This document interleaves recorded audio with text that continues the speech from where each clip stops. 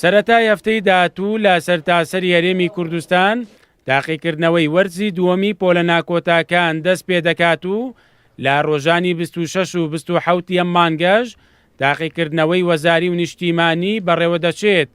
لە هەر چوار پارێزگاکەی هەرێمی کوردستان هەموو ئامادەکاریەکی پێویست کراوە بۆ ئەوەی خوێندکاران لە بارودۆخێکی ئارام و هێمندا بەشداری لە تاقیکردنەوەکاندا بکەن. داوا لە سەرجەم مامۆستایان و سەرپەرشتیارانی بەڕێز دەکەم کە بەشداری کارا بکەن لەو تاقیکردنەوەانە لەبەر ئەوەی پرۆسەشی زۆر هەستیارە بە هاوکاری هەموو لایەک پێویستە بەڕێوە بچێت. هەر کەسێک کە بتوان کەم تەرخەمی بکە و لەوەی یان هەوڵی شێواندنی باری دەرونی قوتابیان و خوێندکاران بدا و بەپێی یاسا مامەڵای لەگە دەکرێت و هەروها داوا لە گشت قوتابیان و خوێندکارانی خۆشەویست دەکەم کە بە هیچ شێوێک گوێ لە پرۆپاگەندە ڕانەگرن، تەنها و تەنها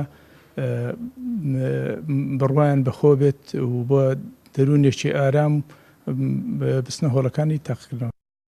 لا تاقیکردنەوەکانی ئەم ساڵدا چەندین گۆڕانکاری کراوە و وەک بەرپرسانی پەروەردەش دەڵێن مەبەست لە گۆڕانکاریەکان سەرکەوتنی پرۆسەی تاقیکردنەوەکان و چارەسەرکردنی کۆیە و گرفت و بربەستانەیە کە پێشتر هەستیان پێدەکرا. بەنسبەت گۆڕانکاری کە زۆر گرنگە ئێمە ئەمساڵ تاقیکردنەوەکان ئەنجام دراوە ئەوەی وتمان خولمان کردێتەوە بۆمی گۆڕانکاری کە کرابێ ئەوەیە سۆماکانە. سۆما ئەمساڵ گۆڕانکاریی گەورەی بەسەر داهاتوە. ئەو فۆرمی سۆما کە پۆلی 9 پۆلی 12 تاقیکردنەوەی تێدا دەکەن بۆ یەکەمین جارە پەنجەمۆر دەکەن. ئەو پەنجەمۆرەی بە هەچ پەنجەیەک دەیکات دەبێتە بنەما بۆ ڕۆژەکانی داهاتوو. نابێ پەنجەکە بگۆڕێ بە هەمان پەنجەبیکە.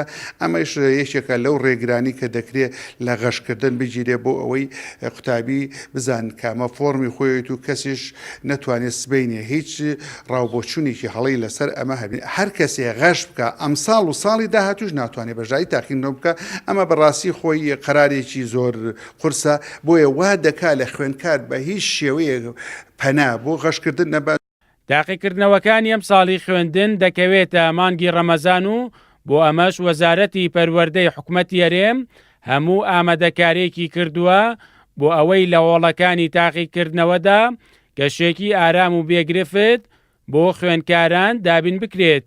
پارسەرژی هەندێک ئەزمون کەونەت ڕەمەزانیدا باوەڕ چ ئاستەنگێتەوە و چێبن و قوتابیژی ئەکید بەراویە خودکردن بۆی چەندێ سەردانێت هەمە بنگهێت ئەزمونیژیکەن و هەمە پێداویستێت ئەزمونە بێنەدابینکردن و چکێ مکاسینە. لە هەرێمی کوردستان زیاتر لە 260,000 خوێندکار بەشداری تاقیکردنەوەکان دەکەن و لە هەر چوار پارێزگاکە 4500 هۆڵ بۆ بەڕێوەچوونی تاقیکردنەوەکان ئامادەکراوە. بەر لە دەستپێکردنی پرۆسەکەش خوێندکاران سەرقاڵی کۆششکردنن بۆ ئەوەی با سەرکەوتووی ئەم قۆناغەی خوێندن تێپەڕێنن. مەریوان ئەبڵا، کورتسات نیوز، سلێمانی.